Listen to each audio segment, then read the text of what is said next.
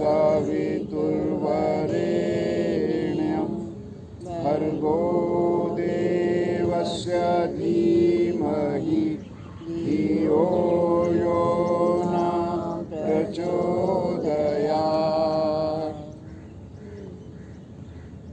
हे प्राण, पवित्रता और आनंद के देने वाले प्रभु, आप सर्वज्ञ और सकल जगत के उत्पादक हैं। हम आपके उस उत्तम पाप विनाशक व ज्ञान स्वरूप तेज का ध्यान करते हैं जो हमारी बुद्धियों में प्रकाशित रहता है। आप सदैव हमारी बुद्धियों में प्रकाशित रहें और हमें सत्कर्मों की ओर प्रेरित करते रहें। कोमलता से आंखें खोलें। आप में से जिनकी आंखें खुली थीं अभी पहले बीच के गायत्री मंत्र के दौरान भी आंखें खुली रहीं, तो उनके लिए तो ये मेरी तरफ से कहना व्यर्थ गया कि आंखें खोलें। जब आप एक श्रद्धा के साथ और विश्वास के साथ यहाँ पर आए हैं तो जो मन से कहा जाता है उसका पालन कर लीजिए, कल्याण हो जाएगा। अपनी ही अगर चलानी है तो फिर कुछ हो नहीं सकता, क्योंकि आप में से अधिकतर बहुत समय से भारतीय योग संस्थान के साथ जुड़े हैं और अभ्यास कर रहे हैं। मैं ये देखा कि 4, 5, 6 पे पद्मासन लगा है, बाकी का 3, 4 का अर्ध पद्मासन लगा हुआ है। आपने कभी विचार किया सर्वांगासन, मत्स्य आसन, भुजंगासन, मरकट आसन, सबके पीछे क्या लग रहा है, क्या कॉमन है? बोलो, ऊंचा बोल दो। आसन। आसन। और पद्म के पीछे क्या लगा है? पद्मासन। जैसे वो आसन है वैसे ये अपने आप में एक कंप्लीट आसन है। अगर इसके लाभों के ऊपर जाएंगे तो आप हैरान हो जाएंगे। जिसको आप इतना लाइटली लेते हो कि पद्मासन नहीं लगा, पीछे क्या देख रहे हो, क्यों देख रहे हो? लेट जो आए हैं, क्या मिल जाएगा आपको पीछे देखकर? क्यों अपना समय मत खराब करो और मेरा भी समय मत खराब करो। आप लोगों का समय खराब हो। जब आए हो तो कंसंट्रेट करो ना जो यहाँ से बोला जा रहा है। पद्मासन में जब हम बैठते हैं तो हमारे कूल्हे की 2 हड्डियां फैलती हैं। उसके फैलने से मूत्राशय को और मलाशय को सपोर्ट मिलता है।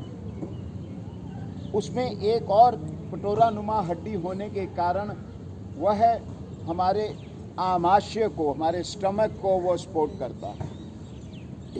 पद्मासन में जब हम बैठते हैं तो हमारा पृथ्वी के साथ ज़्यादा संपर्क हो जाता है।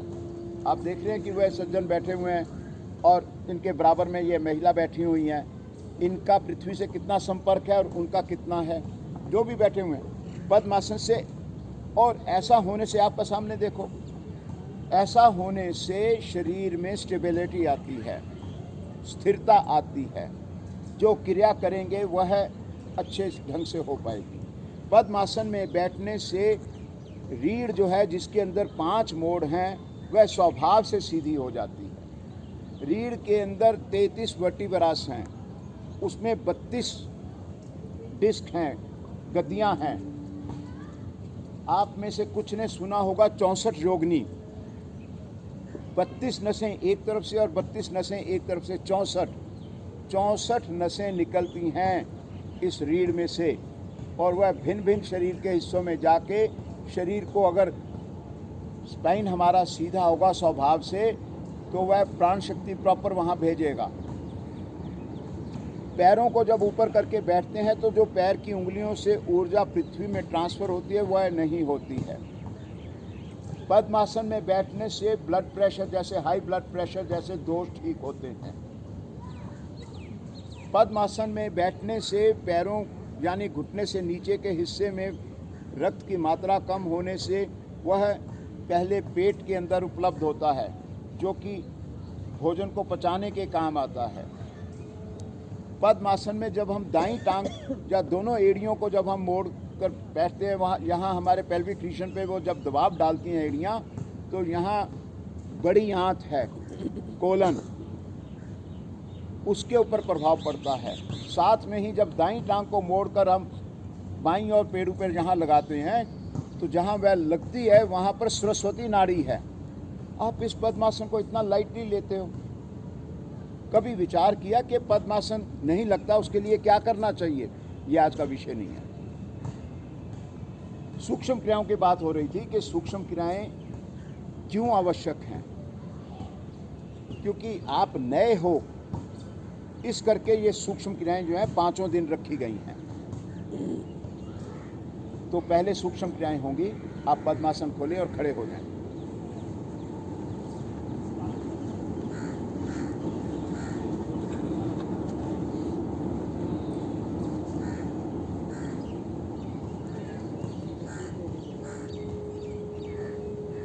दोनों पैरों में सुविधाजनक फासला, यानी जितने कंधे चौड़े हैं इतना। दोनों भुजाएं सामने कंधों की ऊंचाई तक उठाएं। भुजाएं मंच की तरफ खिंची हुई हों। अंगूठा अंदर कर उसे चारों उंगलियों से दबाएं, मुट्ठी बनाएं और ताकत लगाएं। इतनी ताकत लगाएं कि आप अपने कंधे, अपने शोल्डर तक खिंचाव को महसूस करें। उंगलियों को खोल दीजिए, स्ट्रेच कीजिए इस प्रकार से। बंद करें मुट्ठी। दाएं बाएं ना देखिए जी, अपनी क्रिया में ध्यान कीजिए। अच्छा ये होगा कि आप आंखें बंद करके, अगर आपको देखने की आवश्यकता है, नहीं पता लग रहा, सामने डेमोन्स्ट्रेशन हो रही है, वहाँ देख सकते हो। आप में से सोनिया जी, आप इस तरफ आ जाइए। हाथ नीचे कर लीजिए। हमें विचार करना चाहिए कि हम कितने कच्चे हैं। अगर यहाँ मंच से सोनिया जी का नाम बोला गया तो आधों की आंखें खुल गईं। आप अपने अंदर क्यों नहीं रहना चाहते? आंखें बंद कर ली तो करनी। पूरा विश्व अशांत है। कहीं आग लगी है, कहीं लड़ाई हो रही है, कहीं कत्ल हो रहे हैं। अगर मैं अंदर से शांत हूं तो मेरे लिए पूरा विश्व शांत है। और इसका उल्टा, पूरा विश्व में शांति है। आसपास चिड़ियां भी चहचहा नहीं रही, सूखे पत्ते के गिरने की भी आवाज़ नहीं आ रही, लेकिन मैं स्वयं अशांत हूं तो मेरे लिए पूरा विश्व अशांत है। तो शांत बनो ना। कुछ नहीं रखा हुआ आँख खोल के दाएं बाएं देखने का। अपने से क्यों नहीं मिलते हो? अब फिर आप में से बहुत से आँख खोलकर मुझे देख रहे हैं। आप विचार करें कि सुनने का काम तो कानों का है, आँखों का नहीं है। क्या करेंगे आँख खोलकर देखकर मुझे? दोनों भुजाएं सामने करें। इसको आसन को इस तरह से बिछाइए जी, लंबे दाव से। जी हाँ। कलाई से दोनों हथेलियों को नीचे की ओर लेकर जाएं। जिसको नहीं समझ में आती वो डेमोन्स्ट्रेशन देख लें। ऊपर जोर लगाएं, ताकत लगाएं, रुकें, कोहनी से भुजा सीधी रहे। नीचे, ऊपर, नीचे, ऊपर, नीचे। अंगूठा अंदर कर मुट्ठी बनाएं और शक्ति के साथ उस अंगूठे को दबाएं उंगलियों से, और यहीं से अपनी कलाई को गोलाकार स्थिति में घुमाएं। अगर किसी को कठिनाई है तो वह ये देख लीजिए कि इस प्रकार से एक हाथ से दूसरे हाथ की कलाई को पकड़ें और फिर घुमाएं, जिससे कि बाजू ना घूमे।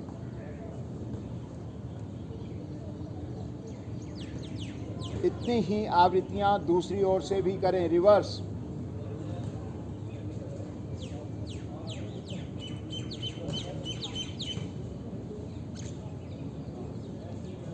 वापिस, क्योंकि आज चौथा दिन है, आपके अंदर कुछ शक्ति आ चुकी हुई है तो विश्राम थोड़ा कम मिलेगा। दोनों हाथों की उंगलियों को और अंगूठे को आपस में मिलाकर कंधों पर स्थित करें और दोनों कोहनियों को सामने लाकर आपस में मिलाएं और नीचे से गोलाई में ले जाते हुए बड़े से बड़ा सर्कल बनाएं।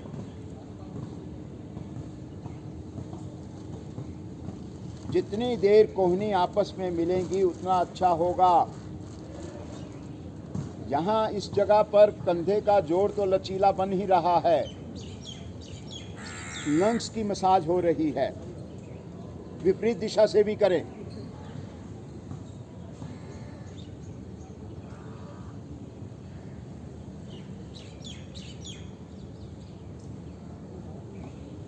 वापिस आए, हाथ नीचे, दोनों हाथ कमर पर, यहाँ से दाईं ओर झुकें बगल से। इधर सामने आंखें खोलिए, आप तो सामने खड़े हैं, देख लीजिए। ये इस प्रकार बगल से झुकना है, ये बगल है, ये बगल नहीं है। ठीक हो गया। यहाँ दाईं ओर झुकें और झुकें, और अपनी बाईं भुजा को सिर के ऊपर लाते हुए फिर और से इधर से, जिससे कि आपके बाईं ओर पेट पर पूरा खिंचाव पड़े। वापस बाएं हाथ को कमर पर रखें, वापस आएं। अब बाईं ओर झुकें बगल से, और अब दाएं हाथ को दूसरी तरफ ले जाएं और कुछ देर रुकें। इस जो भुजा ऊपर है सिर के ऊपर, इसको खींचना है। दूसरी ओर,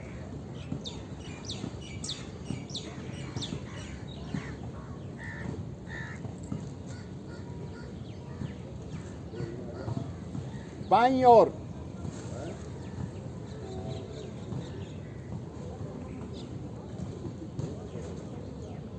दाईं ओर,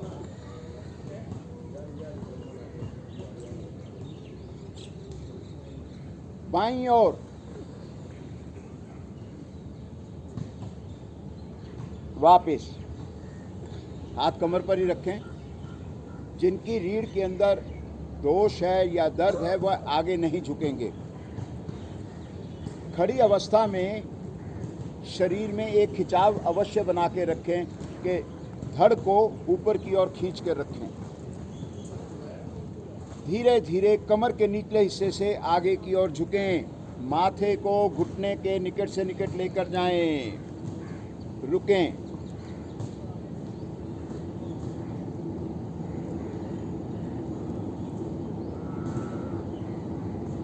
वापिस आएं और इसी प्रकार श्वास छोड़ते हुए, श्वास भरते हुए पीछे झुकें। रुकें। आगे, घुटनों से टांगे ना मुड़ें।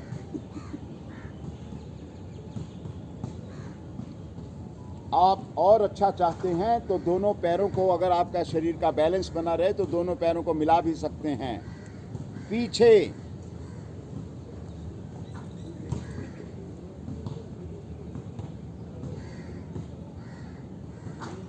आगे,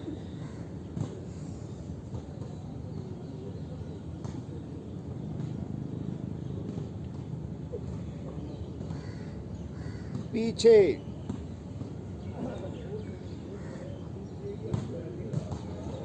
वापिस। हाथ नीचे, शरीर ढीला, आंखें खोल लीजिए। देखो ना, बार बार आपको आंखें खोलने का मौका मिलेगा। जब ज़रूरत होगी तो आपको आंख खोलने के लिए अवश्य कहा जाएगा।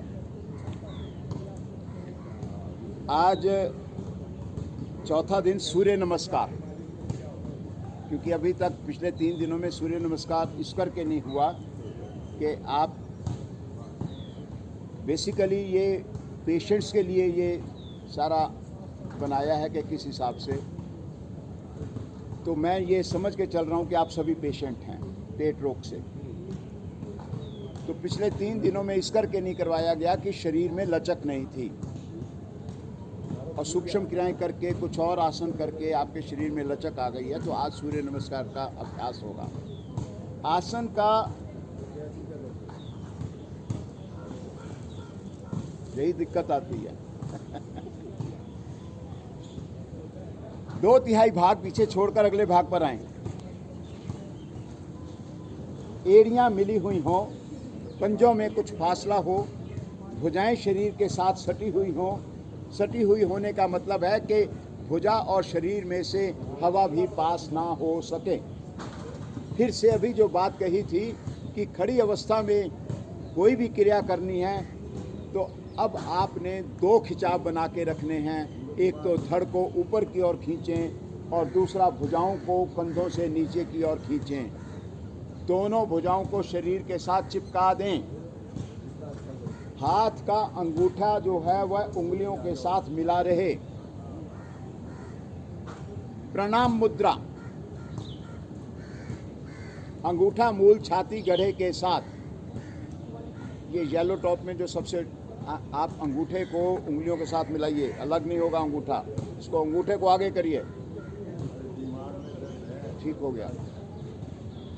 यहाँ इन दोनों हथेलियों को एक कर दीजिए, मतलब कहने का कि प्रेशर बने। अगर एक्टिव प्रेशर पद्धति के अनुसार देखा जाए तो शरीर में 365 प्रेशर पॉइंट्स हैं, जिनमें से 200 रीढ़ पर है, 19 दाईं हथेली पर हैं, 20 बाईं हथेली पर हैं। इस समय 39 प्रेशर पॉइंट्स दबने से के कारण शरीर के बहुत से अंगों पर प्राण शक्ति सुचारू रूप से पहुंच रही है। सूर्य देव का आवाहन मंत्रोच्चारण सहित पहले सुनिए। ओम मित्राय नमः।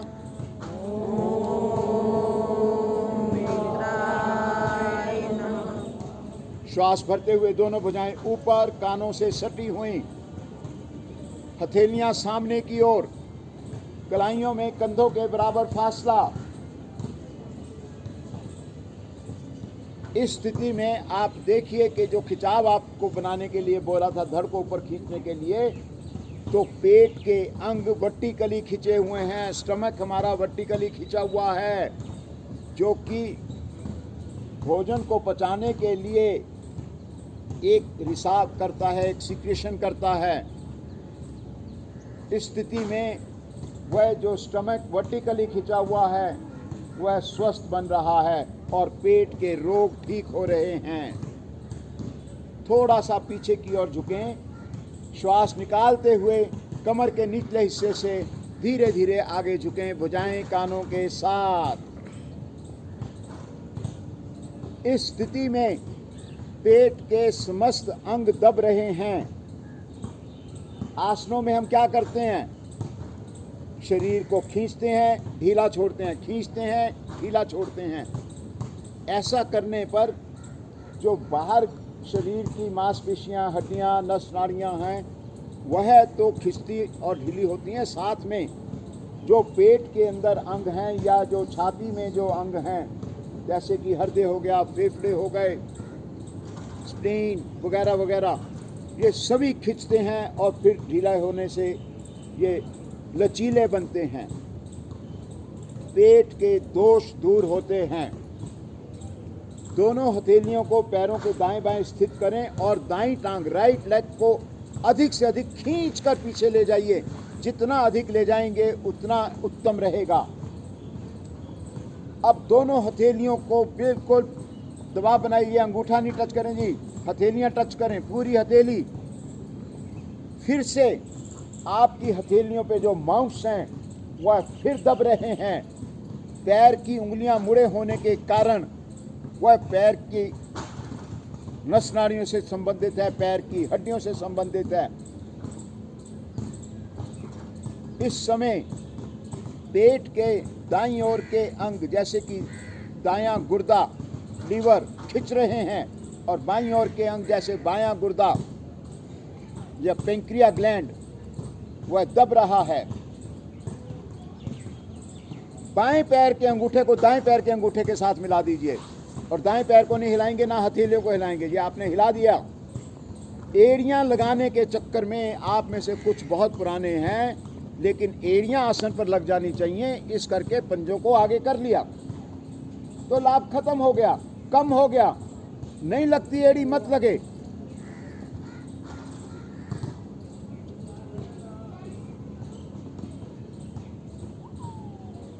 शरीर को आगे लाएं, एड़ियां, नितंब और सिर एक लाइन में। घुटने, छाती, माथा आसन पर। कृपया ध्यान रखें,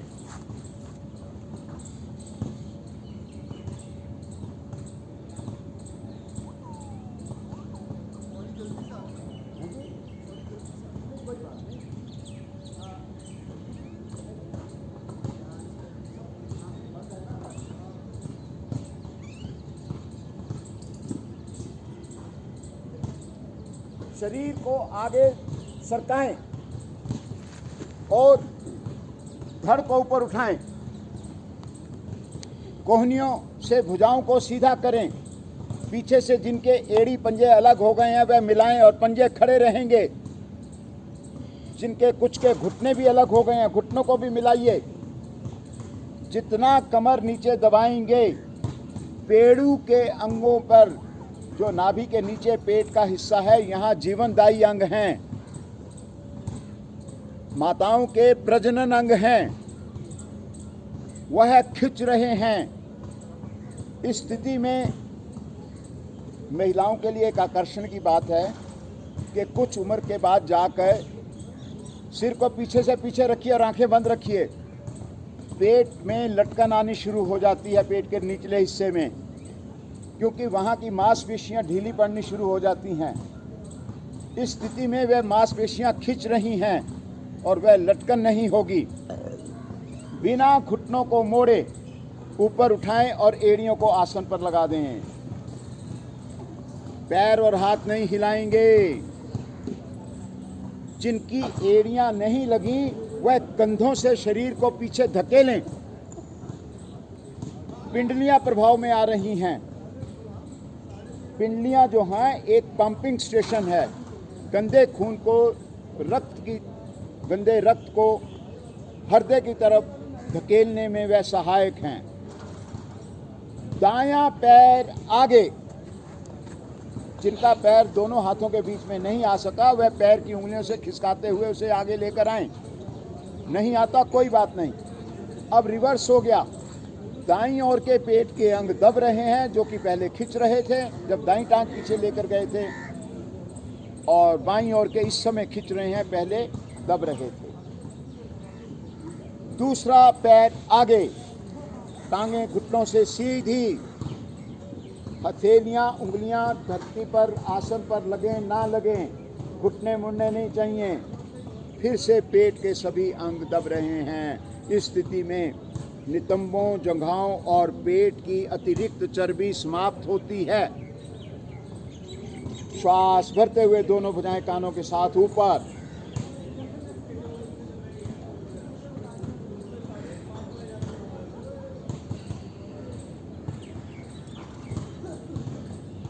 गर्दन सहित पीछे, प्रणाम मुद्रा, हाथ नीचे, शरीर ढीला। आंखें खोल लीजिए। आप दोनों यहाँ पर आए, आप सभी बैठ जाएंगे। आइए दोनों, मुंह इधर कर लीजिए और झुकी हुई स्थिति में आ जाए। आप भी श्वास भरते हुए दोनों भुजाएं कानों के साथ ऊपर।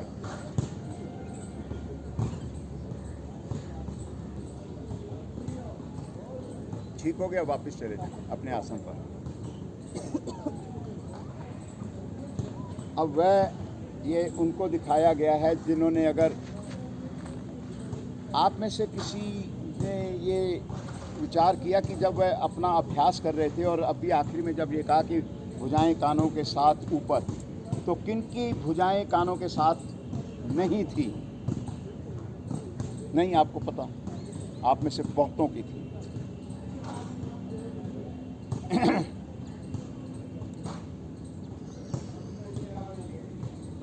हम में से जो कुछ बड़ी उम्र वाले हैं उन्होंने कोलू देखा होगा कि जो तेली था, जब बीजों में से तेल निकालता था, कोई भी बीज हो, तो वह उसका जो लकड़ी का हॉपर है या ऊपर, और आगे फिर एक बैल बंधा हुआ है। तो उसको बहुत से काम करने होते थे, कभी उसको खल निकालनी है, कभी उसको और बीज डालने हैं, कभी भरा हुआ कनस्तर तेल का बाहर और खाली कनस्तर नीचे रखना है। तो वो जब ये काम करता था तो बैल चलना रुक जाता था। बैल को जब ये लगता था कि पीछे कोई देख नहीं रहा तो वो खड़ा हो जाता था और काम रुक जाता था। आपकी भुजाएं भी पहले आप सीधे हो गए थे और उसके बाद आपकी भुजाएं ऊपर गई थी, पर यहाँ पर आपने ठीक कर दिया था। आपके शायद जहन में कहीं बैक ऑफ द माइंड में आ गया होगा कि भुजाएं कैसे कान के साथ लगती हैं। बहुत अच्छी बात। तो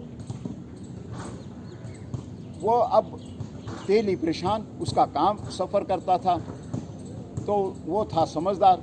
उसने क्या किया कि उसकी आंखों पर कपड़ा बांध दिया, बैल की आंखों पर। अब बैल सारा दिन घूमे जा रहा है, उसको पता ही नहीं है, उसको ये लग रहा है कि मालिक मेरे पीछे है, और वो घूमे जा रहा है, मालिक अपना उधर जाके खाना खा रहा है, उधर काम चल रहा है। कोलू का बैल मत बनो कि आपको पता ही नहीं कि आप क्या कर रहे हो। सजग रह के करो क्रिया, जो भी कर रहे हो, जो मन से बोला गया है उसका अक्षर से पालन करो। आप समझ पा रहे हो कि ये बात किस लिए बोली गई, कि ये कहा गया कि दोनों भुजाएं कानों के साथ फिर ऊपर आओ। और हुआ क्या, आप में से कुछ ये चीज़, और वो भी ढीली भुजाएं। सालों आते रहोगे, अभ्यास करते रहोगे, फिर कहोगे कि नहीं अब कुछ हुआ तो है नहीं, क्योंकि पूरा पालन नहीं कर रहे ना। जो शब्द कहे जा रहे हैं उनको आप सुन नहीं रहे हो। और ये मैं दावे से कह सकता हूँ कि जो यहाँ नए हैं वह बिल्कुल गौर से सुन रहे होंगे, और जो आप बहुत ज्ञानी हैं, बहुत वर्षों से अभ्यास कर रहे हैं, क्योंकि पता है कि आसन के अगले भाग पर जाना है सूर्य नमस्कार में, तो पहले ही आ जाओ। ठीक हो गया। आप समझ लीजिए ना कि हम बिल्कुल नए हैं। मैं ऐसा मानता हूं कि जब हमें यहां आना चाहिए केंद्र में, तो इसको खाली करके आना चाहिए, क्योंकि भरी हुई चीज में तो कुछ और भर नहीं पाएंगे। ठीक है जी, चलिए आगे बढ़ते हैं। ये इस करके इस सारी बातें हो रही हैं कि आप में से 90% पुराने हो। नावासन, नावासन बहुत महत्वपूर्ण आसन है। इसमें पेट के अंगों के ऊपर एक ही साथ उस पर दबाव भी पड़ता है और खिंचाव भी पड़ता है। कुछ आसनों में दबाव केवल पड़ता है और कुछ आसनों में खिंचाव पड़ता है, लेकिन इसमें एक ही साथ दोनों चीज़ें होती हैं। इसमें एक पहले सहायक क्रिया करेंगे, उसके बाद आप जरा प्रदर्शन दे दीजिए नावासन का पूरा। आप लेटें और दोनों भुजाएं सिर की ओर खींची, पंजों को तानिए, एड़ी पंजे मिलाइए। श्वास भरते हुए दोनों टांगें सिर की ओर, पंजे पृथ्वी पर। वापस जाएं तो कलाइयों को एड़ियों से आगे निकालने का प्रयास करें। 3 बातों का ध्यान देंगे। पंजे तने रहेंगे, घुटने सीधे रहेंगे, टांगें, और भुजाएं कानों से अलग नहीं होंगी। वापस आ जाएं, मुख घुमा लीजिए, सामने की ओर कर लीजिए। इसकी सहायक क्रिया पहले करेंगे, उसके बाद आपको इसी प्रकार से सारा आसन करना है। सिर मंच की तरफ कर लीजिए और लेट जाएं पीठ के बल।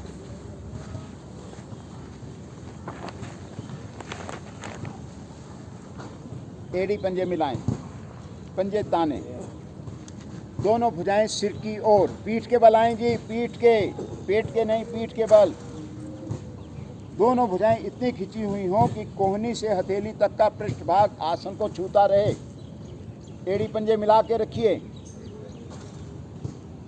जिनको असुविधा हो वह दोनों भुजाएं शरीर के साथ हथेलियां पृथ्वी की ओर करके ये क्रिया कर सकते हैं, अन्यथा इसी प्रकार करें।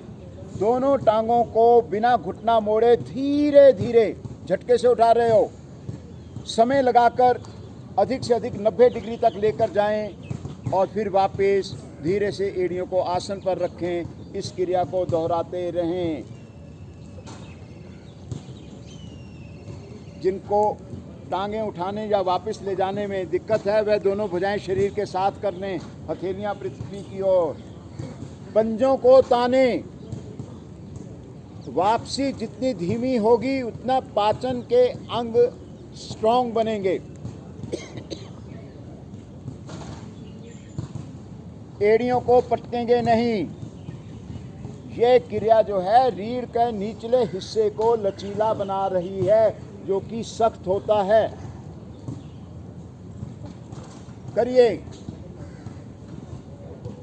90 डिग्री तक टांग नहीं उठती, कोई बात नहीं,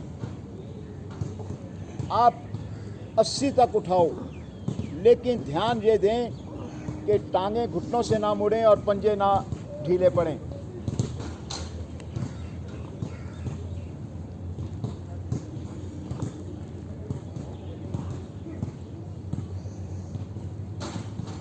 वापिस शरीर ढीला। अब पूर्णतः इस आसन का अभ्यास करेंगे। एक बात आप ध्यान में रखें कि भुजाओं और टांगों की नस नाड़ियां रीढ़ के थ्रू आपस में जुड़ी हुई हैं। अगर भुजाएं और टांगें ढीली पड़ेंगी तो रीढ़ के अंदर पॉसिबली दोष आने की संभावना रहती है, ज़रूरी नहीं कि आएगा। इसलिए जो 3 बातें बतलाई गई थी कि भुजाएं कानों के साथ खिंची हुई, दोनों घुटने पंजे टखने मिले रहें, घुटने से टांगें ना मुड़ें, पंजे अलग ना हो, इन बातों का ध्यान रखते हुए इस क्रिया को करेंगे। और जिनसे नहीं होती वह जो अभी आपने क्रिया करी है वही क्रिया करेंगे। एड़ी पंजे मिलाएं, पंजे ताने, दोनों भुजाएं खिंची हुई। श्वास भरते हुए दोनों पैर सिर की ओर, पंजे पृथ्वी पर। वापस जाएं श्वास छोड़ते हुए तो कलाइयों को पंजों से आगे निकालें।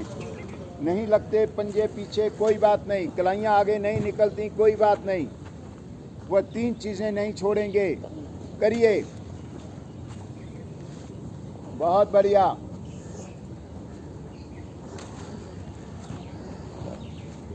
जितनी रीढ़ इस आसन के करने से लचीली बनती है, किसी और आसन से लचीली नहीं बनती, या हल आसन से बनती है। बहुत बढ़िया, करते रहें।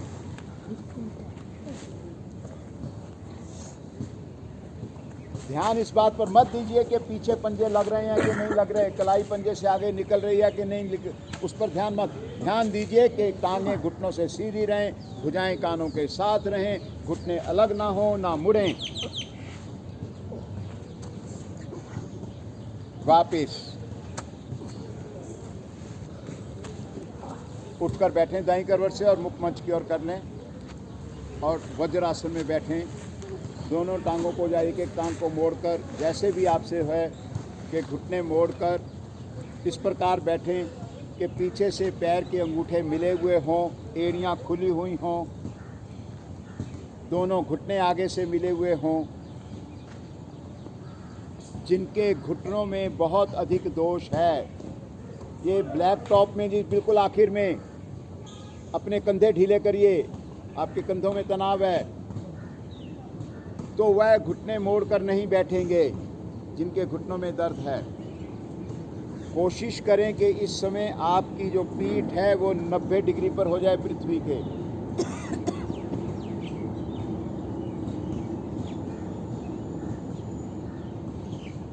उष्टासन, घुटनों के बल खड़े हों, घुटनों में कंधों के बराबर फासला करें, पीछे से पैरों में उतनी दूरी जितने के घुटने खुले हुए हैं, हाथ कमर पर, अंगूठे रीढ़ पर मिलें, चारों उंगलियां आगे की ओर। श्वास भरते हुए धीरे धीरे पीछे की ओर झुकें, हाथ कमर से ना हटाएं, झुकिए और रुकिए, श्वास को सामान्य कर लें। फिर से आप देखिए कि जो पेल्विक रीजन में जो अंग हैं, जो जीवनदायी अंग हैं, आंत है, बड़ी आंत कोलन, वह इस पर कितना सुंदर प्रभाव पड़ रहा है। जिनकी रीढ़ पीछे पूर्णता झुक गई है, दोनों हथेलियां एक साथ पांव के तलवों पर रखें, घुटने से जंघा तक टांग सीधी पृथ्वी के 90 डिग्री पर रहे। अब आप देखिए कि पेट के अंगों का क्या उन पे अच्छा प्रभाव पड़ रहा है। रुकें,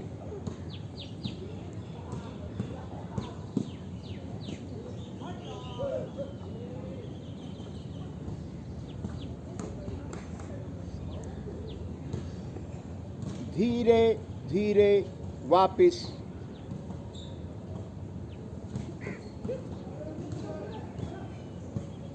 का मतलब वापिस जहां से शुरू किया था।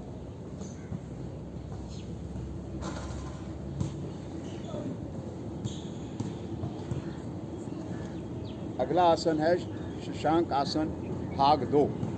भाग 2 इस करके कहा जा रहा है कि एक शशांक आसन भारतीय योग संस्थान की पद्धति से करवाया जाता है, और ये जो है भाग 2 जो है, ये जो IY डे, इंटरनेशनल योग डे का जो प्रोटोकॉल के अकॉर्डिंगली जो ये आसन है, ये वह आसन है। दोनों घुटनों को अधिक से अधिक दूर करें, पीछे से पैर के अंगूठे मिले रहें, फैला लीजिए घुटनों को जितना। अब ये जो सूक्ष्म क्रियाएं आपने टांगों की करी थी, जिससे आपने जंघा के जोड़ को लचीला बनाने की कोशिश करी थी, वह अब काम आएगी।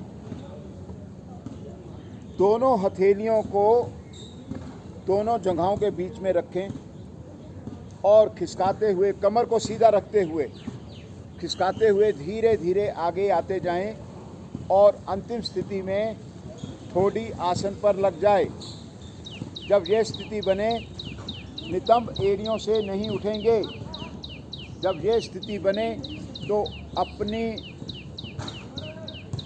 आज्ञा चक्र पर ध्यान करें। अपने दोनों नज़रें जहाँ आप बिंदी लगाती हैं या पुरुष तिलक लगाते हैं, वहाँ पर देखें।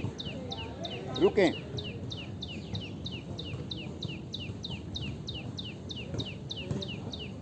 खींचो।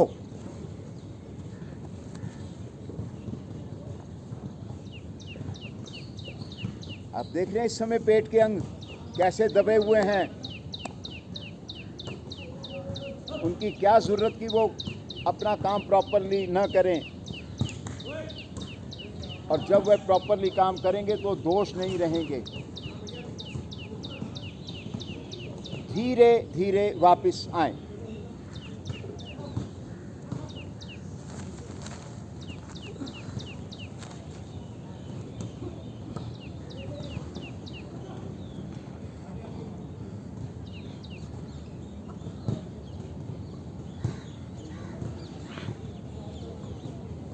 पीठ के बल आ जाएं।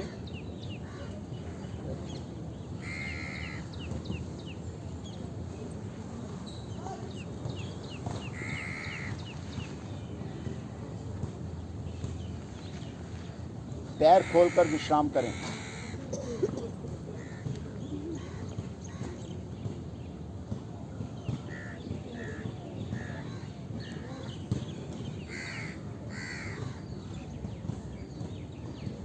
पवन मुक्त आसन। इस आसन में फिर से पेट के समस्त अंगों को दबाया जाता है। एड़ी पंजे मिलाएं, पंजे ताने। दोनों टांगों को घुटनों से मोड़ें और जंघाओं को पेट के निकट से निकट करें। दोनों हाथ की उंगलियों को ग्रिप कर घुटनों पर, दोनों टांगों से एक साथ जी, पंजे ताने। श्वास भरें। भरे हुए श्वास में जंघाओं से पेट को अधिक दबाएं, शक्ति लगाएं।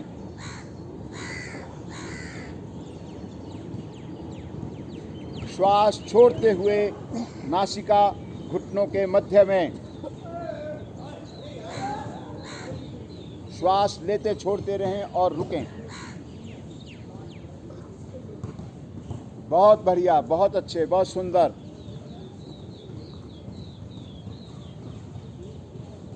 वापिस श्वास भरते हुए सिर और श्वास छोड़ते हुए पैर वापिस। विश्राम करें।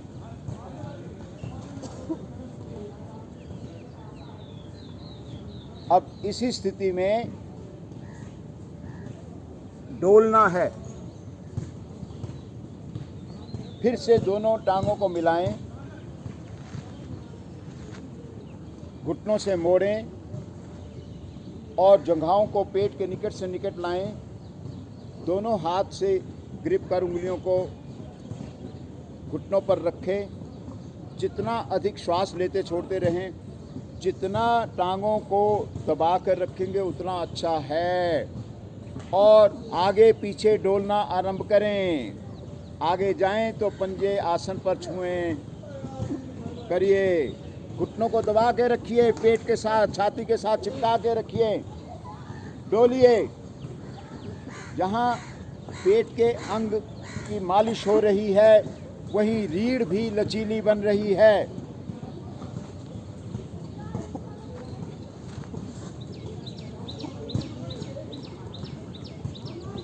दबा के रखिए घुटने शरीर के साथ।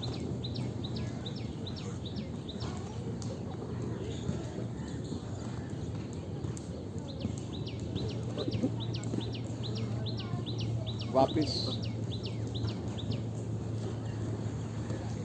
इस क्रिया को और अच्छा करने के लिए आप हाथ की उंगलियों को आपस में ना फंसाकर दोनों बाजुओं को कोहनी तक, जहाँ भी आपकी दाईं हथेली बाईं कोहनी तक और दाईं हथेली वाइस वर्सा, दाईं बाईं कोहनी के पास और बाईं दाईं कोहनी के पास।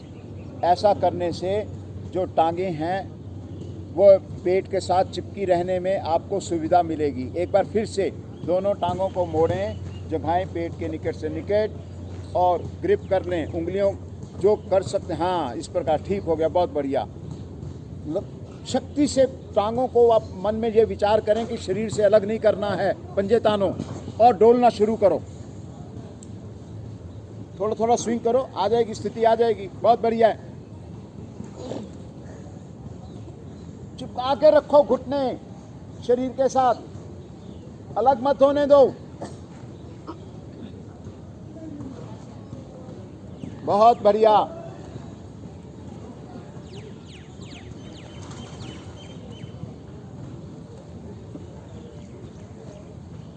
वापिस शवासन। पैरों में सुविधाजनक फासला, भुजाएं शरीर के निकट, हथेलियां आकाश की ओर, हाथ की उंगलियां स्वाभाविक रूप से सीधी ढीली।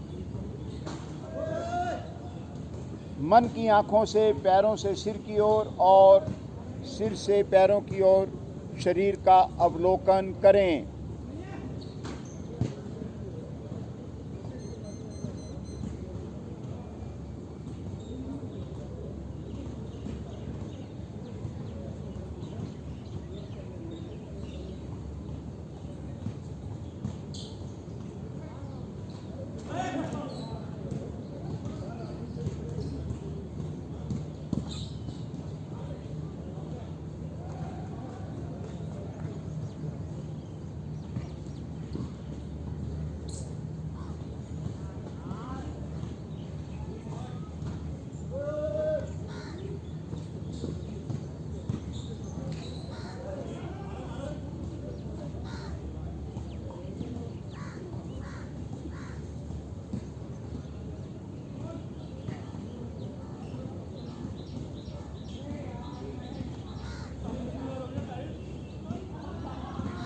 संकल्प लें, यह योग अभ्यास जो मैं आज कर रहा हूँ, जीवन में कभी इससे दूर नहीं, अलग नहीं होऊंगा। नित्य प्रति करूँगा। मन में दोहराएं इस वाक्य को।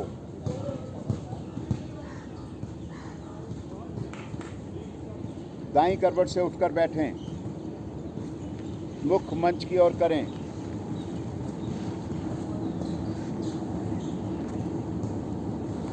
सिंहासन। अब देखा, अभी पहले पद्मासन की बात हो रही थी। सिंहासन जो है पद्मासन में ही करने वाला एक आसन है। अब धीरे धीरे ये विचार किया गया, अधिकारियों ने विचार किया कि बहुत से लोग तो पद्मासन लगा नहीं पाते। अगर मैं आपको बतलाऊं कि पहले बहुत सख्ती से इन निर्देशों का पालन होता था, अब स्थिति को देखते हुए ढील देनी शुरू कर दी है। तो जिनका पद्मासन नहीं लगे वह दोनों टांगें पीछे को सीधी कर लें। लाभ इसका तभी, पूर्णतः लाभ तभी मिलेगा जब पद्मासन लगेगा। पद्मासन लगाएं।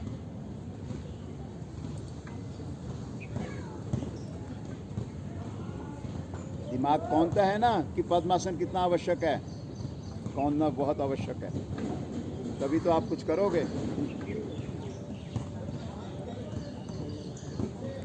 किसी और दिन आया ना तो आप में जितनों का पद्मासन नहीं लग रहा, आधों का उसी दिन पद्मासन लग जाएगा। सर आज ही करवा दीजिए, मेरा नहीं लगता। कोई बात नहीं। दोनों घुटनों के बल आएं और दोनों घुटनों के बल आकर दोनों कलाइयों को आगे आके मिलाएं, उंगलियों का रुख घुटनों की ओर।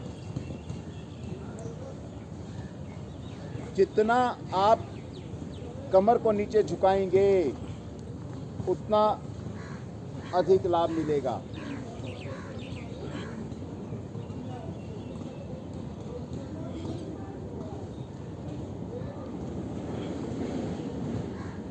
एक बार आप सभी वापस जाएं।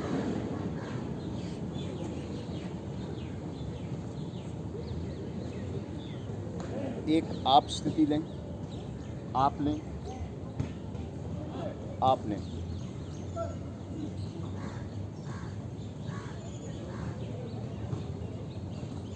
आप चलो आ जाइए, आगे आ जाइए। अब वापस आ जाओ, वापस आ जाओ, तब तक वापस आ जाओ, आ जाइए। आप साइड वाइज बैठिए, मुंह इधर को करके बैठिए, इधर बैठ। हाँ जी, लगाओ पद्मासन लगाओ।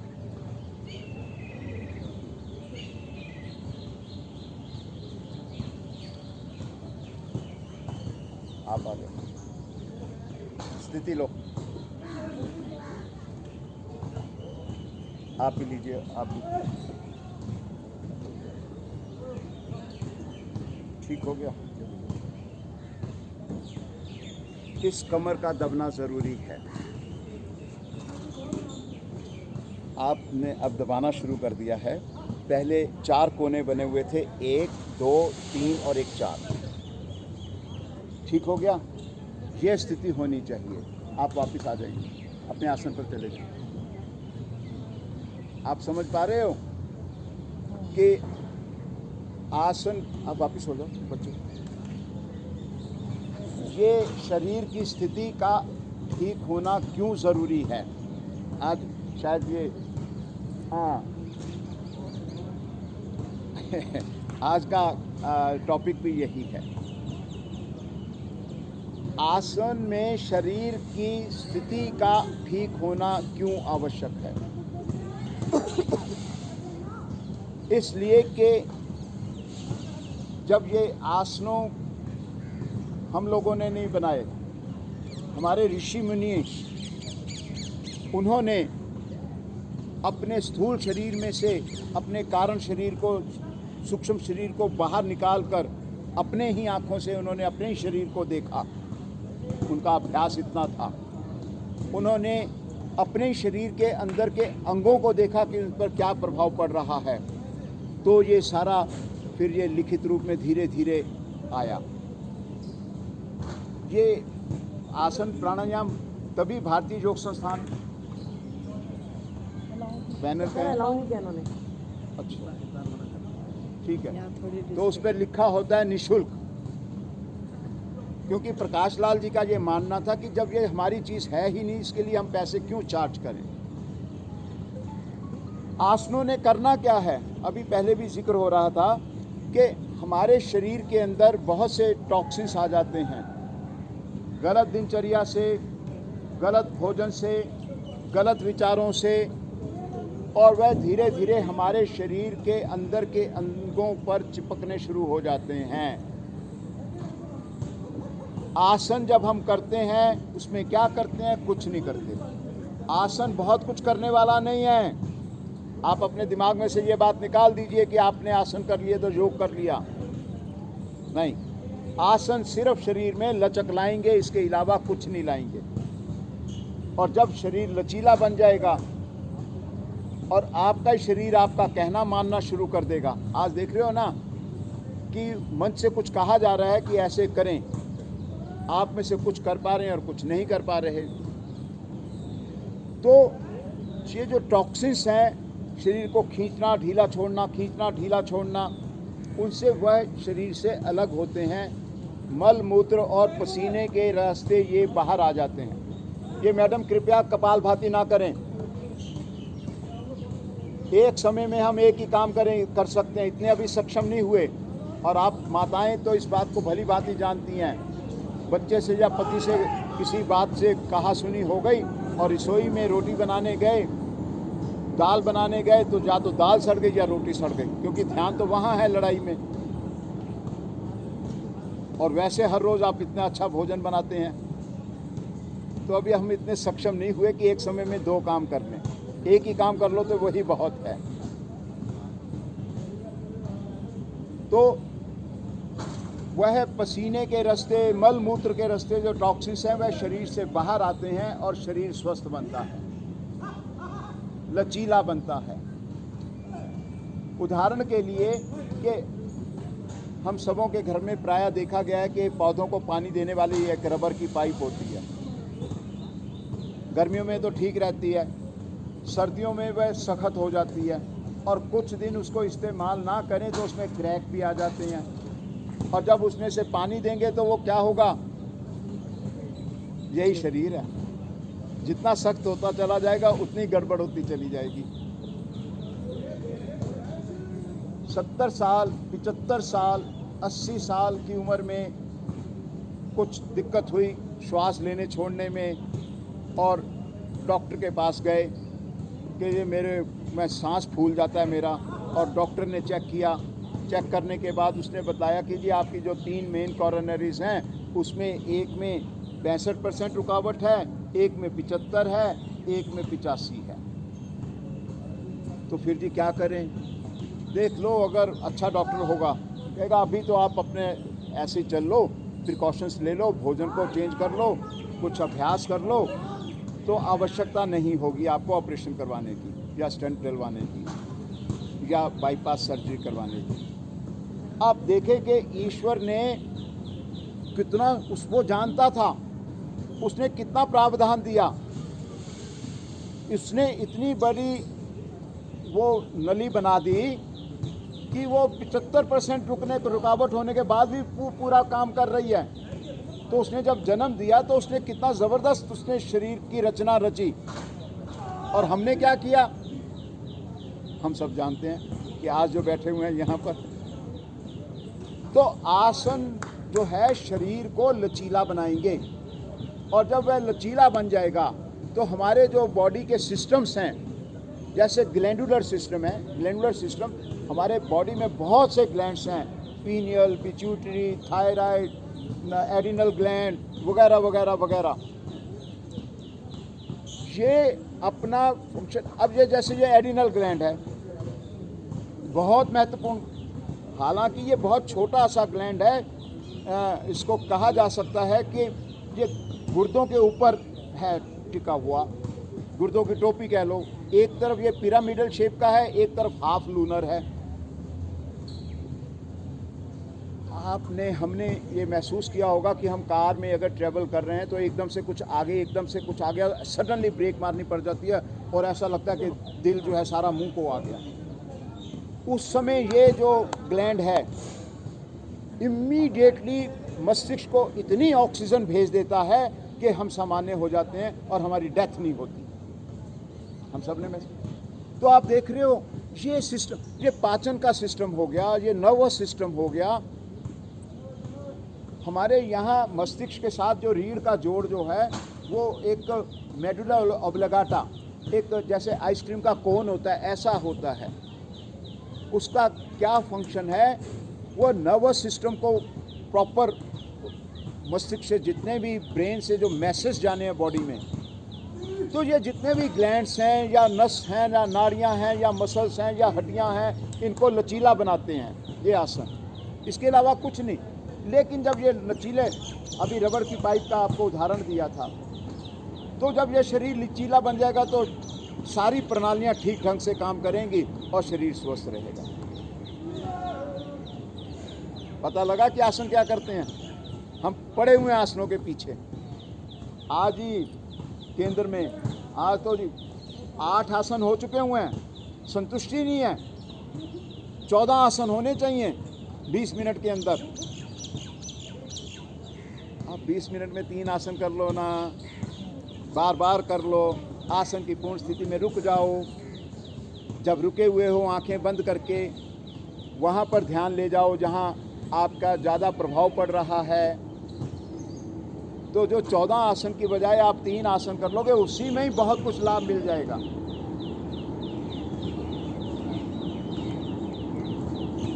इसी प्रकार प्राणायाम भी जो है वह हमारे शरीर को ठीक करने में कैसे, अभी कोरोना काल में ये देखा गया कि वो जो वायरस था वह लंग्स को इफ़ेक्ट करता है सबसे ज़्यादा, और उसमें म्यूकस, उसको हमारे जो ये लंग्स हैं ये लगभग 60 लाख एयर सैक्स हैं, एयर पॉकेट्स हैं छोटी छोटी।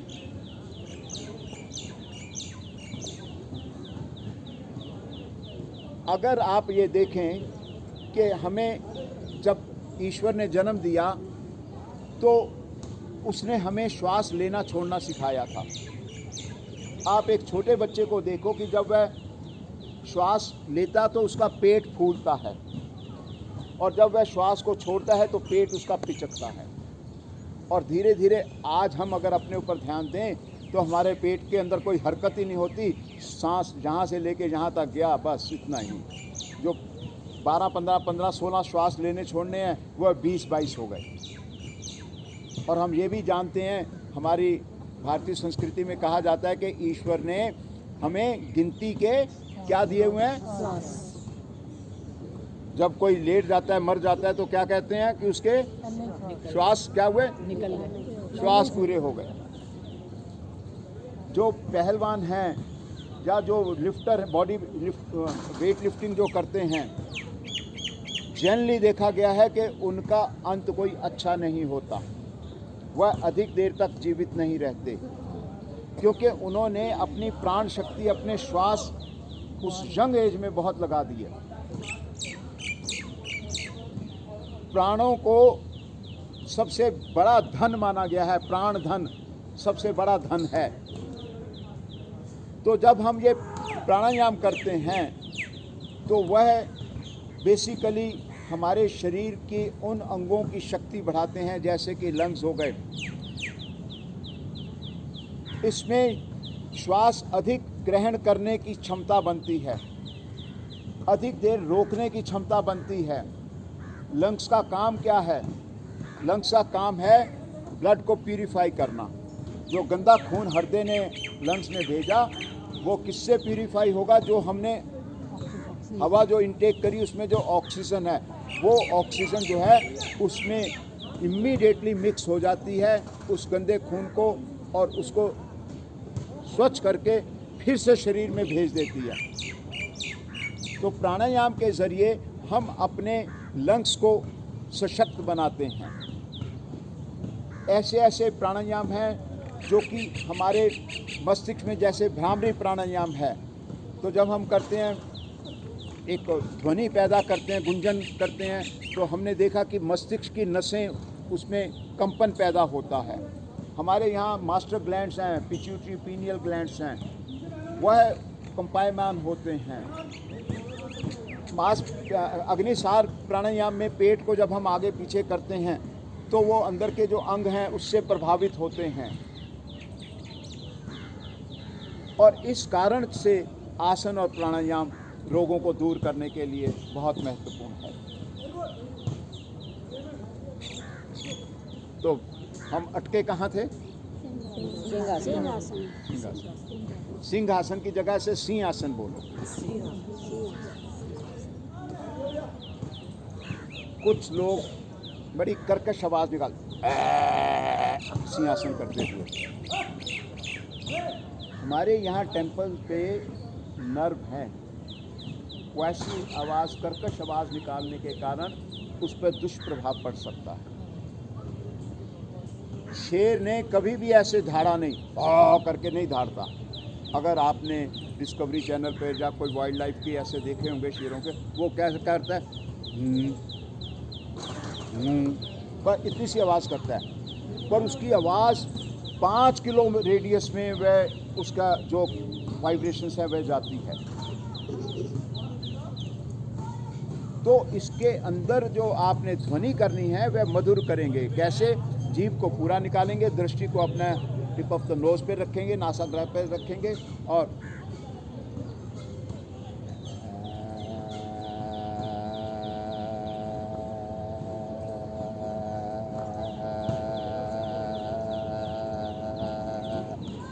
एक स्थिति ऐसी आएगी कि जब ये आवाज़ आपको सुनाई देनी बंद हो जाएगी, लेकिन उस समय भी अंदर श्वास बचा हुआ है, उस श्वास को भी बाहर निकालना है। उसके बाद पेट की मांसपेशियों को पिचकाना है और फिर से अगली आवृत्ति के लिए गहरा श्वास भरना है।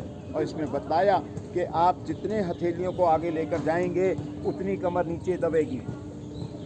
ये देखें,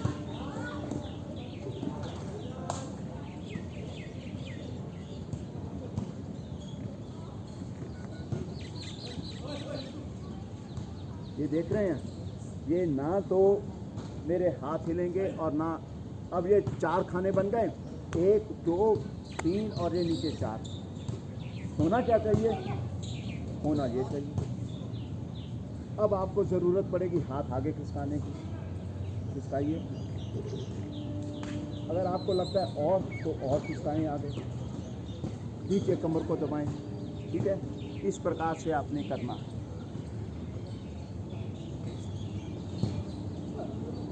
पद्मासन लगाएं।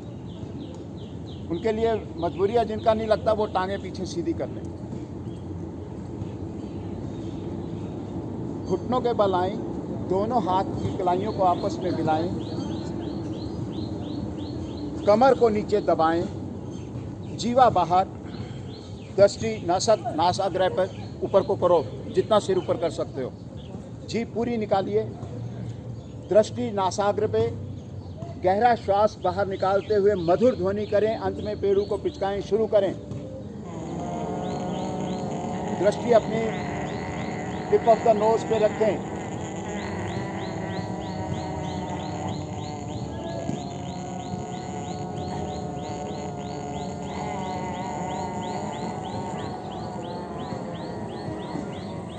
करते रहें। स्वर तंत्रिकाएं प्रभाव में आ रही हैं। जब पेट का अंदर से अधिक श्वास बाहर हो जाता है, पेट अंदर को पिचकता है, तो पेट के अंग दबते हैं और पेट रोग के लिए बहुत बढ़िया है। वापस आ जाएं।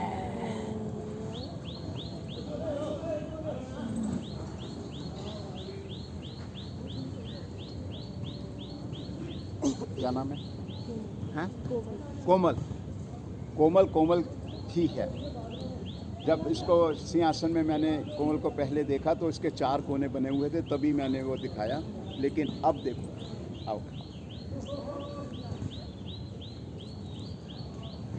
हाथों को थोड़ा और आगे कर, बहुत दबाओ कमर।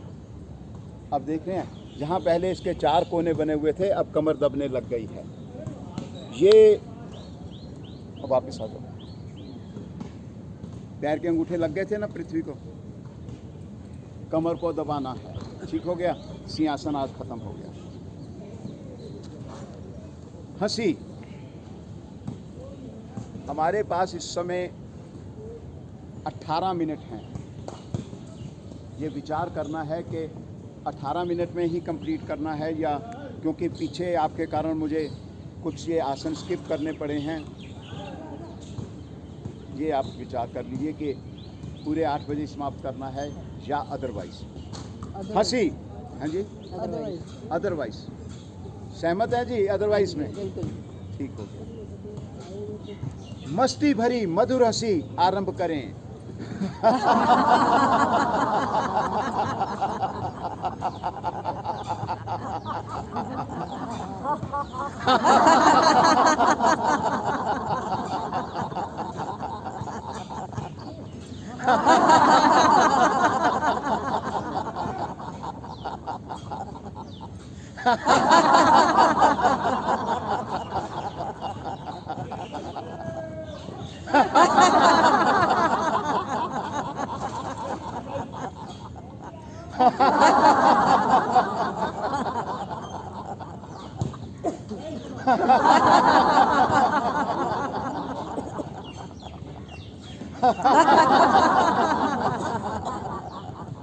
शांत, आंखें बंद, हाथ घुटनों पर।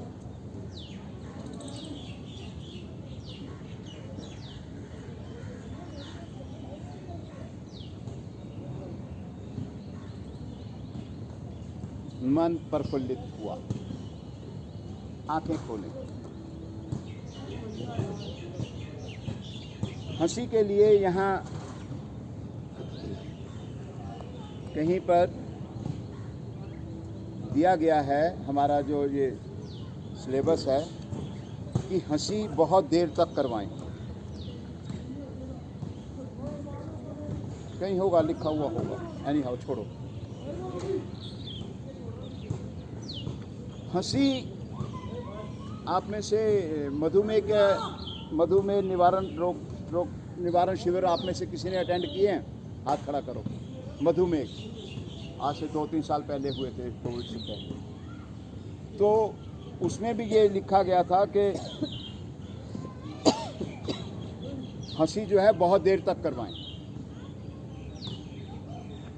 हमने तजर्बा ले रखा हुआ है सभी ने जीवन में कि कई बार ऐसी कोई घटनाएं हो जाती हैं कि हम हंसते हंसते लोटपोट हो जाते हैं, आंखों में से पानी निकलना, आंसू निकलने शुरू हो जाते हैं, पेट में दर्द होनी शुरू हो जाती है।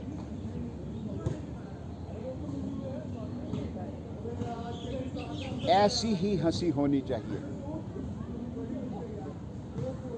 हम आसनों में अभी बतलाया कि बार बार खींचते हैं, अंगों को ढीला छोड़ते हैं, खींचते हैं, ढीला इनको छोड़ते हैं।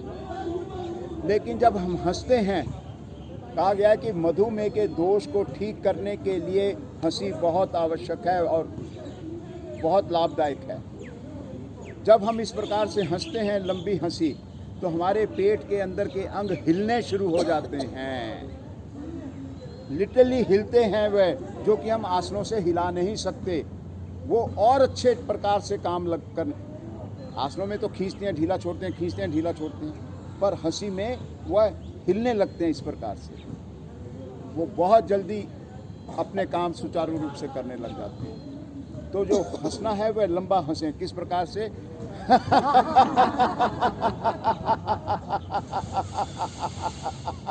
मतलब इतना हंसो कि ये आपका जो पेट है अंदर बाहर होने लग जाए। चलो हंसो।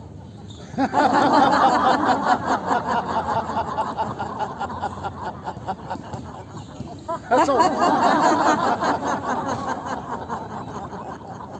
महसूस करो यहाँ पर।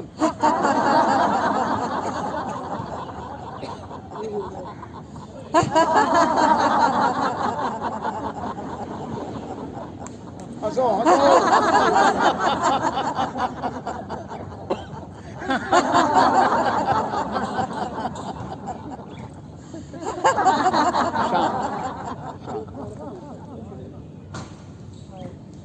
आप में से किसी ने महसूस किया, यहाँ ध्यान दिया, ये पेट की मांसपेशियां हिल रही हैं?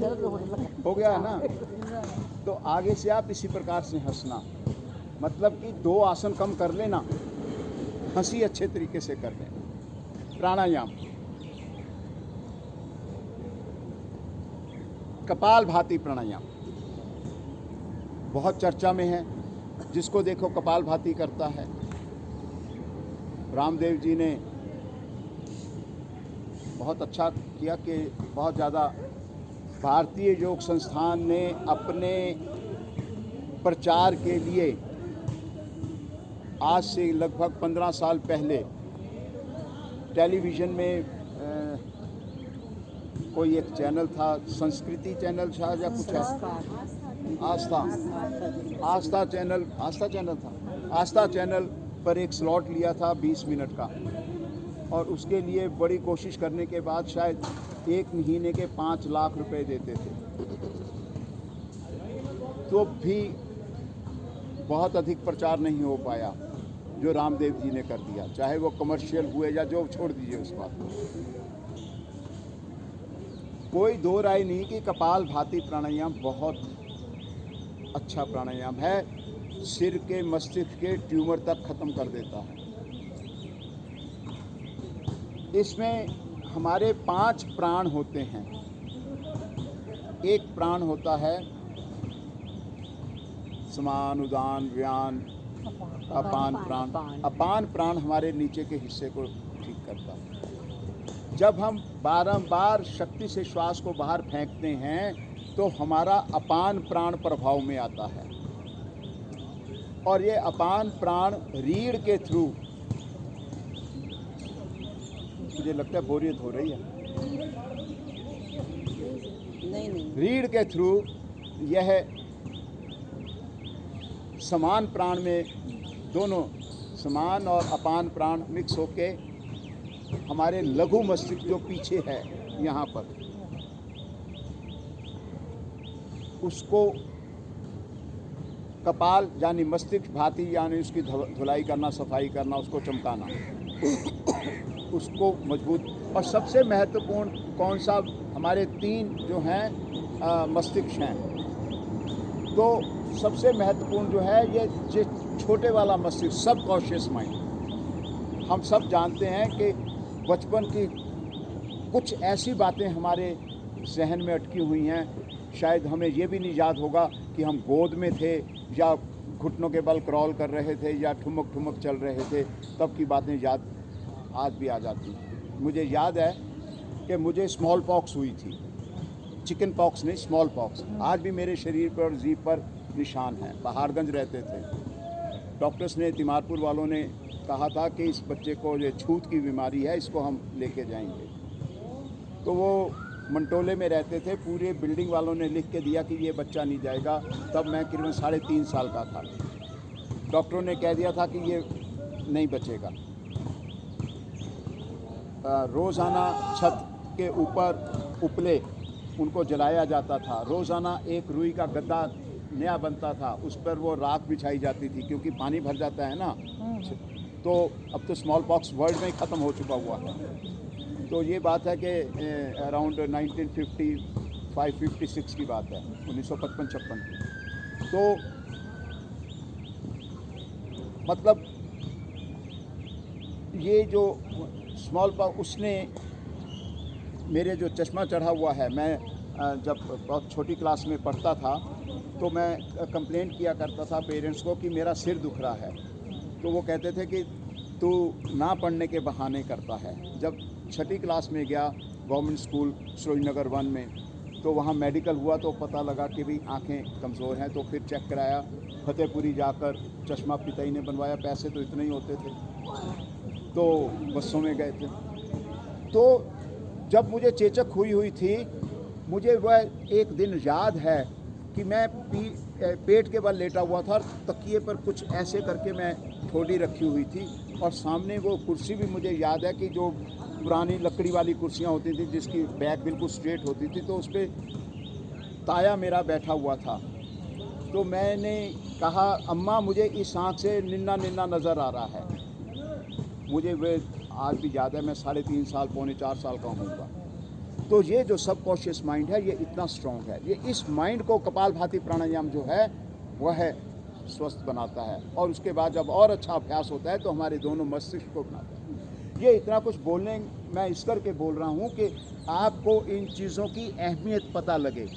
जो आप कैजुअली करते हो वो कैजुअली ना करें, उसको विधि अनुसार करें। अभी बताया ना कि विधि कितनी महत्वपूर्ण है आसन करने की, क्योंकि आज का टॉपिक है पेट रोग को ठीक करने में आसनों व प्राणायाम की भूमिका। तो इसमें बारंबार श्वास को बाहर फेंकना है, फोर्सफुली फेंकना है, लेकिन श्वास को भरना नहीं है। श्वास स्वभाव से अंदर जाएगा। आप सब जानते हैं, इसका अभ्यास करिए।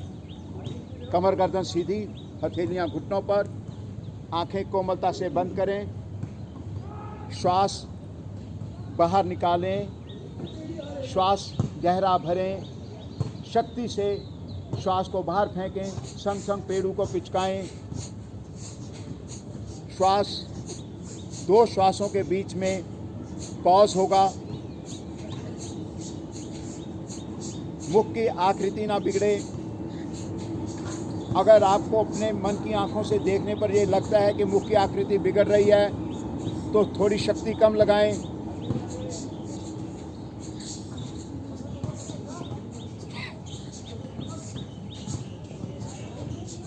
एक वापिस शांत, आंखें खोलें। एक बार आप देख लें कि चेहरे की आकृति बिगड़ने का क्या दोष है।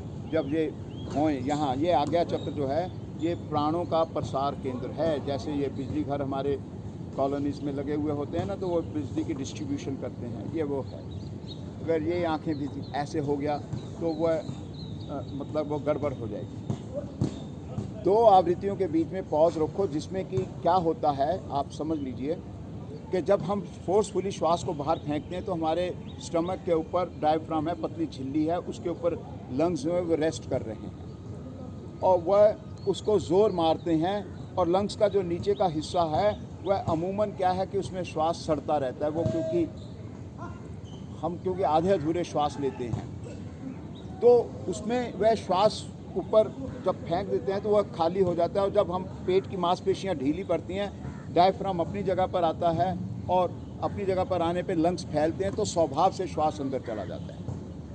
अब देख लीजिए पूरा हो पाए, क्यों श्वास उखड़ा हुआ है एनी हाउ। फिर भी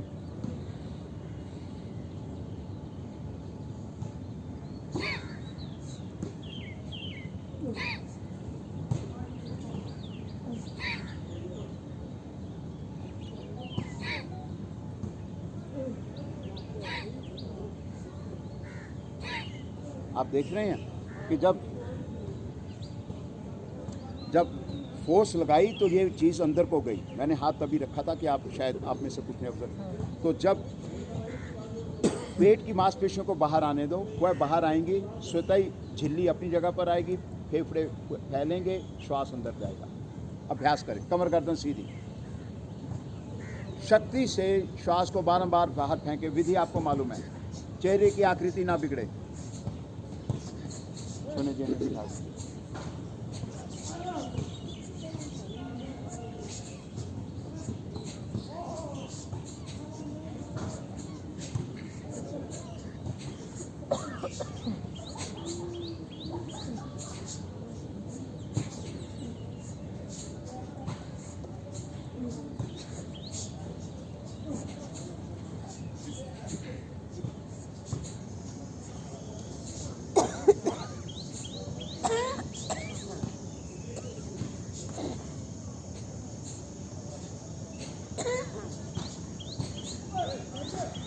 अंतिम आवृत्ति में बाह्य कुंभक में कुछ क्षण रुकें और श्वास को सामान्य कर दें। एक स्थिति बनी है जिसमें श्वास लेने छोड़ने की आवश्यकता नहीं है, उसका अवलोकन करें। कुछ समय के लिए, चाहे वह 3 सेकंड हो, 5 सेकंड हो, आप अनुभव करेंगे ना तो श्वास लिया जा रहा है ना छोड़ा जा रहा है। ये है प्राणायाम।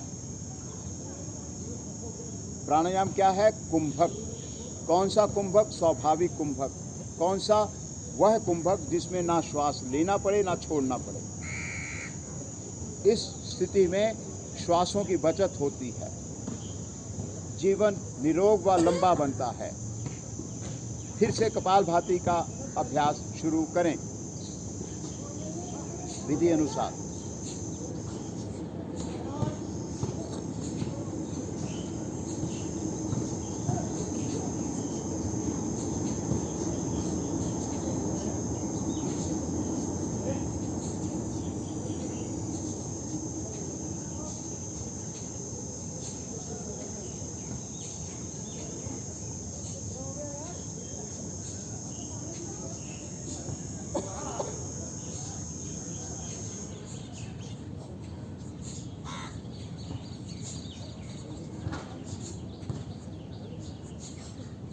अंतिम आवृत्ति में बाह्य कुंभक में रुकें, अधिक से अधिक श्वास को बाहर निकाल, श्वास को सामान्य कर दें। उस स्थिति का अवलोकन करें जिस इस समय आप सबके साथ वह बनी हुई है। कुछ समय के लिए श्वास लेना छोड़ना नहीं पड़ रहा, उस समय को देखें।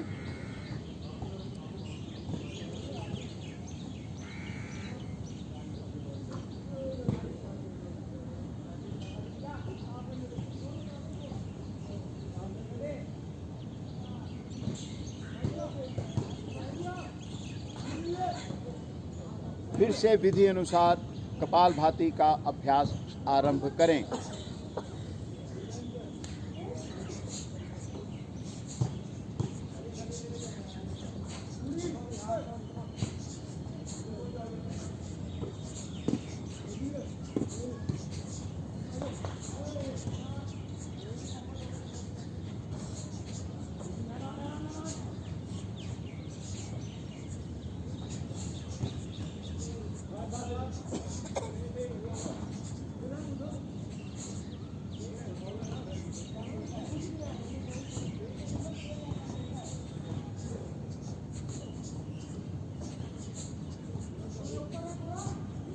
अंतिम आवृत्ति में धीरे धीरे अधिक से अधिक श्वास को बाहर निकालें, कुछ क्षण रुकें,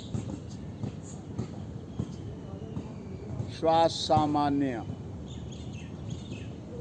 फिर से उस अवस्था को अवलोकन करें जिसमें कुछ समय के लिए श्वास लेना छोड़ना ही नहीं पड़ता।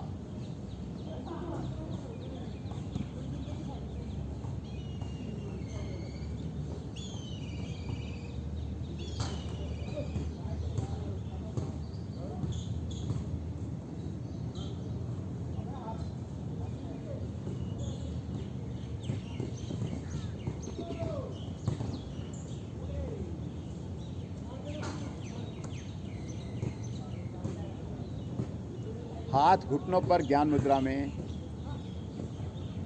भारतीय योग संस्थान ध्यान 5 चरणों में करवाता है। ध्यान शरीर के रोगों को ठीक करने में बहुत बड़ी भूमिका ये अदा करता है। जब ध्यान कर रहे होते हैं या शांत बैठे होते हैं, उसके पश्चात तो जो अभी आप में से कुछ ने ये अनुभव किया होगा कि कुछ समय के लिए श्वास लेना छोड़ना नहीं पड़ता,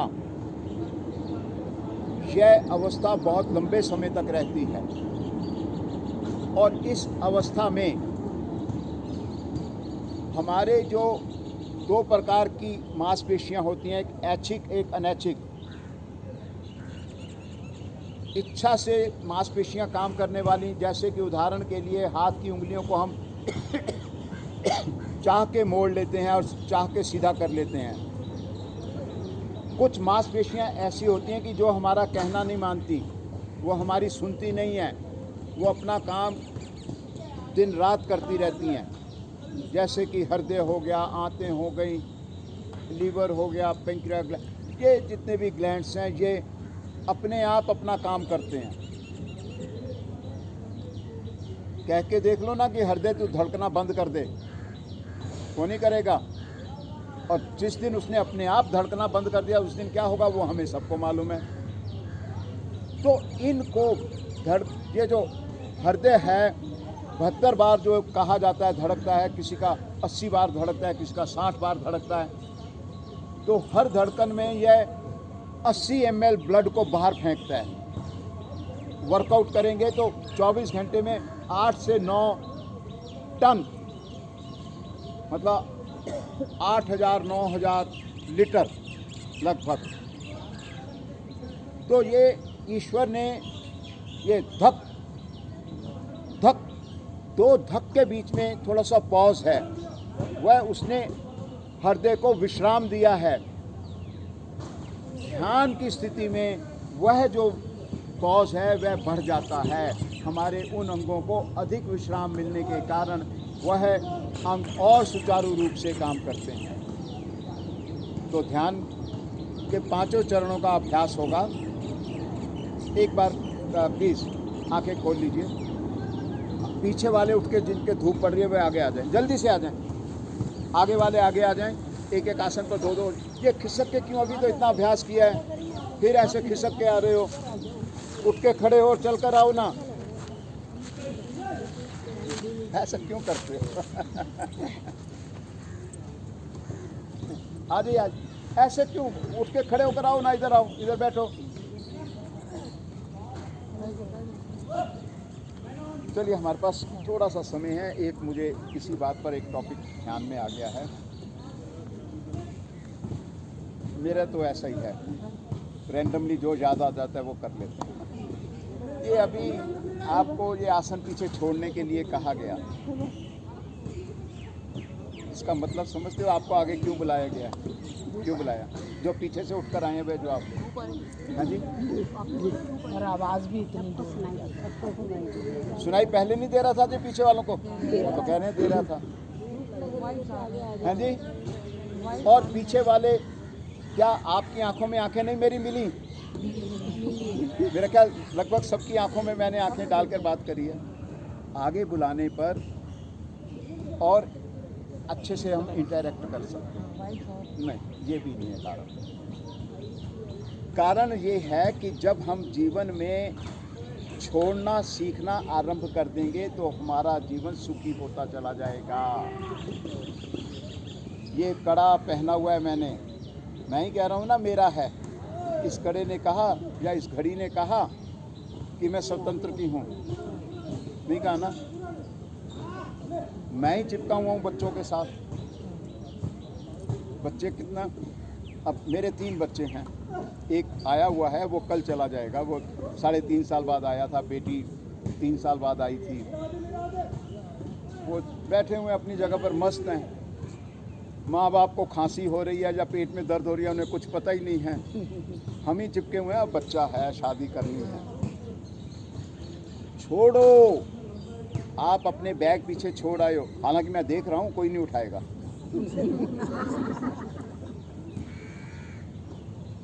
हमें ये घर मैंने बनाया है। कभी विचार किया कि घर बनाने के लिए धन तो बहुत खर्चा हुआ, धन कमाया भी मैंने। ये विचार किया कि वह धन कैसे कमाया, कैसा धन है वह।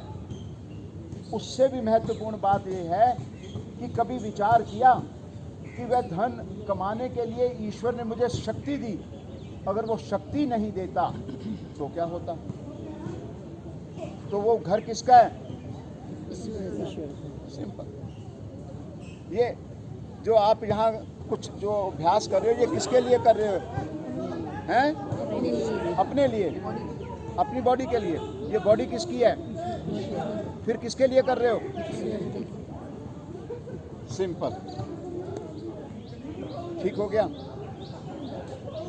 यहाँ से जब आप जाएंगे तो जो कुछ भी आपने कर रहे हैं ये ईश्वर को समर्पित करके जाएं। तो ध्यान करेंगे।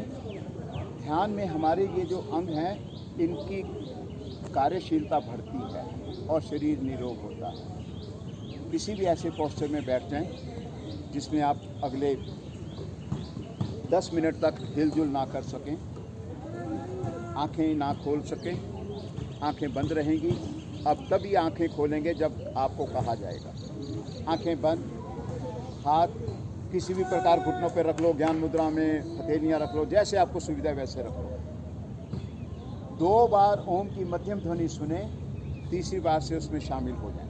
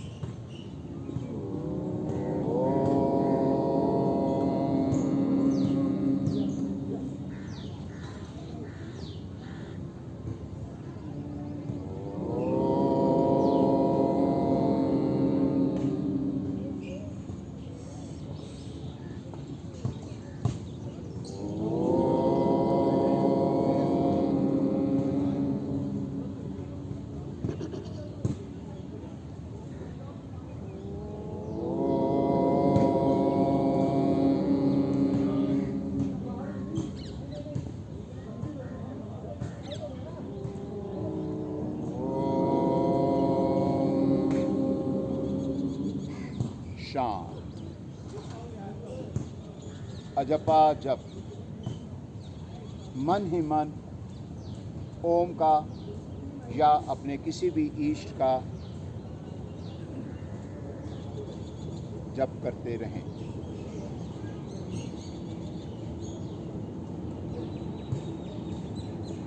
अजपा जप।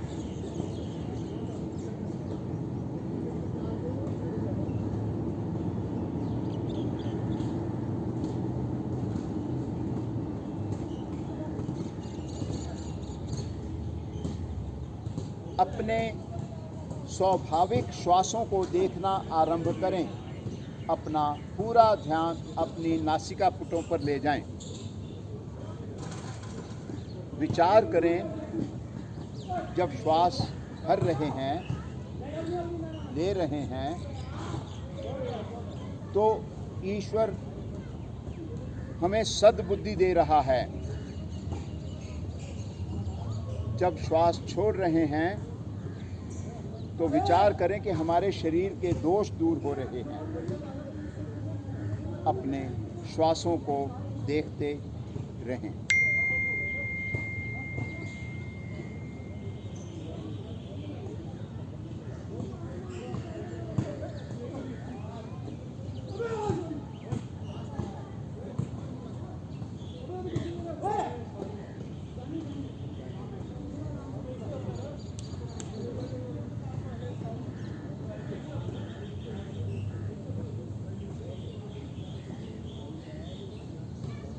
मन की लघु लहरियां धीरे धीरे जो मन में उथल पुथल है वह कम हो रही है।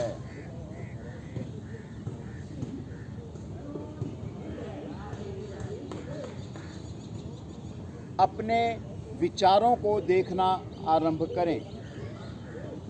एक स्टडी के अकॉर्डिंगली 24 घंटे में 52 से 55 हज़ार विचार आते और जाते हैं। किसी भी विचार के साथ उलझेंगे नहीं। स्वतः ही एक विचार आएगा, वह चला जाएगा। दूसरा आने दें, उसको भी जाने दें। धीरे धीरे आप देखेंगे कि विचारों की श्रृंखला भी कम होने लगती है। विचारों को देखते रहें।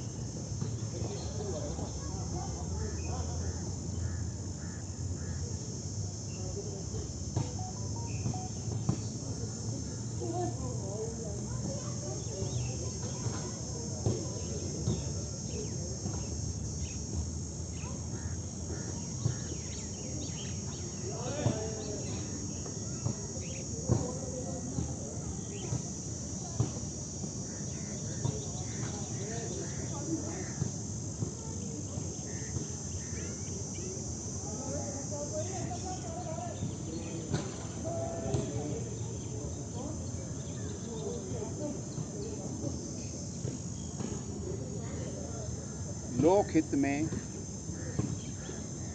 एक संकल्प लें कि मैं नित्य प्रति किसी नए से योग की चर्चा करूंगा और भारतीय योग संस्थान में आने के लिए, उसके केंद्र पर आने के लिए प्रेरणा दूंगा। मन में दोहराएं। यह एक सेवा का काम होगा और इससे अंतःकरण पवित्र होगा।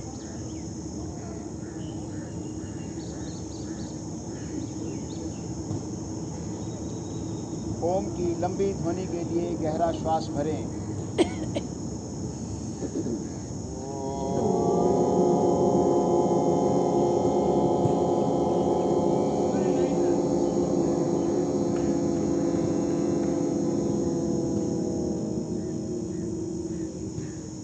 शांति पाठ जिनको आती है वह साथ मिलकर, अन्यथा आप सुनें।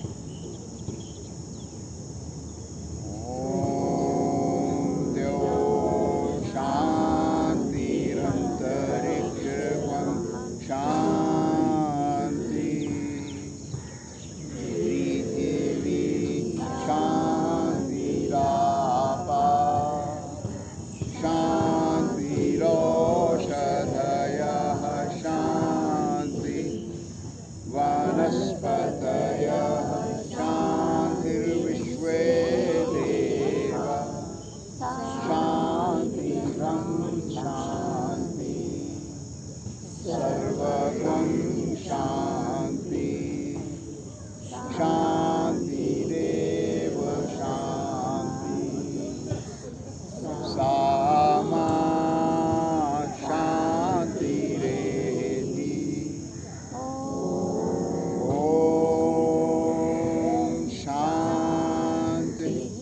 शांति शांति।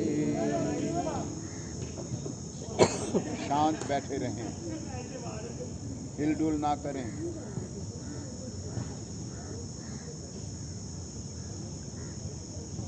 शरीर में इस समय क्या हो रहा है, मस्तिष्क में क्या हो रहा है, उसका अवलोकन करें।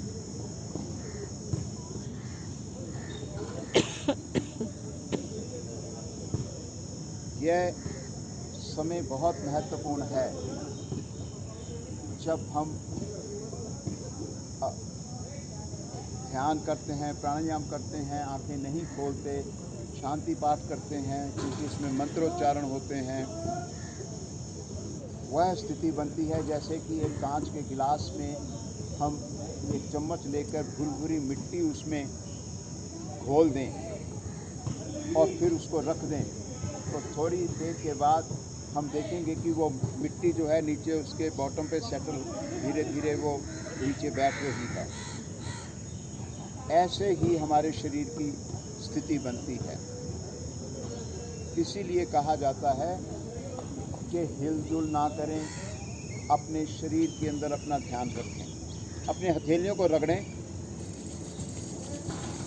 इस प्राप्त ऊष्मा को अपने मुख पे धारण कर कोमलता से आंखें खोलें। आप सभी का आभार कि आपने 16 मिनट जो ज़्यादा दे दिए हैं। 8:16 हुए हैं। 8 बजे कार्यक्रम समाप्त होना था। मैंने जायसवाल जी को भी, चंद्रकांत जायसवाल, इनका पूरा नाम मालूम है जी आपको? क्या नाम है? Very good. हमें नाम से ही, पूरे नाम से बुलाना चाहिए। तो मैंने इनको भी मौका नहीं दिया। मैंने कहा अब आप लोगों का थोड़ा अच्छा सा टेम्पो बना हुआ है तो शांति पाठ भी मैंने करवा दी। हाँ जी,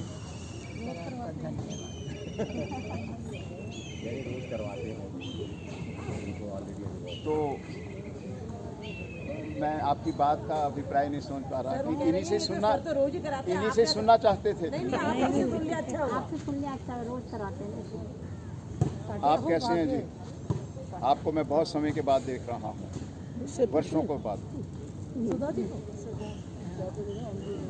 NDST में आप आते हैं?